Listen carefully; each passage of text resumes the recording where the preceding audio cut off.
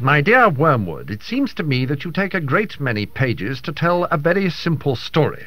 The long and the short of it is that you have let the man slip through your fingers. The situation is very grave, and I really see no reason why I should try to shield you from the consequences of your inefficiency. A repentance and renewal of what the other side call grace on the scale which you describe is a defeat of the first order.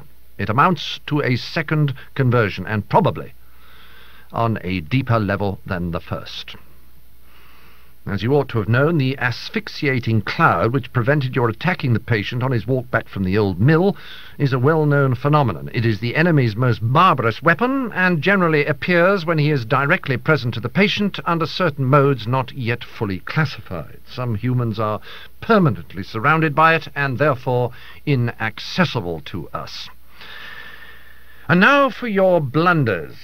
On your own showing, you first of all allowed the patient to read a book he really enjoyed because he enjoyed it, and not in order to make clever remarks about it to his new friends. In the second place, you allowed him to walk down to the old mill and have tea there, a walk through country he really likes, and taken alone. In other words, you allowed him two real positive pleasures. Were you so ignorant as not to see the danger of this? The characteristic of pains and pleasures is that they are unmistakably real, and therefore, as far as they go, give the man who feels them a touchstone of reality. Thus, if you had been trying to damn your man by the romantic method, by making him a kind of child Harold or Werther, submerged in self-pity for imaginary distresses, you would try to protect him at all costs from any real pain, because, of course, 5 minutes genuine toothache would reveal the romantic sorrows for the nonsense they were and unmask your whole stratagem. But you were trying to damn your patient by the world, that is, by palming off vanity, bustle, irony, and expensive tedium as pleasures. How can you have failed to see that a real pleasure was the last thing you ought to have let him meet? Didn't you foresee that it would just kill, by contrast, all the trumpery which you have been so laboriously teaching him to value, and that the sort of pleasure which the book and the walk gave him was the most dangerous of all? That it would peel off from his sensibility the kind of crust you have been forming on it, and make him feel that he was coming home, recovering himself. As a preliminary to detaching him from the enemy, you wanted to detach him from himself, and had made some progress in doing so. Now all that is undone.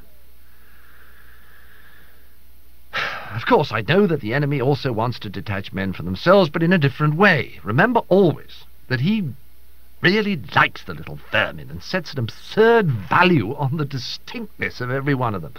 When he talks of their losing their selves, he means only abandoning the clamour of self-will. Once they have done that, he really gives them back all their personality, and boasts, I'm afraid, sincerely, that when they are wholly his, they will be more themselves than ever. Hence, while he is delighted to see them sacrificing even their innocent wills to his, he hates to see them drifting away from their own nature for any other reason, and we should always encourage them to do so. The deepest likings and impulses of any man are the raw material, the starting point with which the enemy has furnished him. To get him away from those is therefore always a point gained.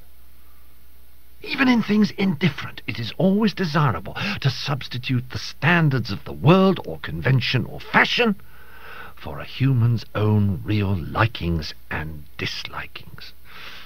I myself would carry this very far. I would make it a rule to eradicate from my patient any strong personal taste which is not actually a sin, even if it is something quite trivial, such as a fondness for cricket, or collecting stamps, or drinking cocoa. Such things, I grant you, have nothing of virtue in them, but there is a sort of innocence and humility and self-forgetfulness about them which I distrust. The man who truly and disinterestedly enjoys any one thing in the world for its own sake, and without caring twopence what other people say about it, is by that very fact forearmed against some of our subtlest modes of attack.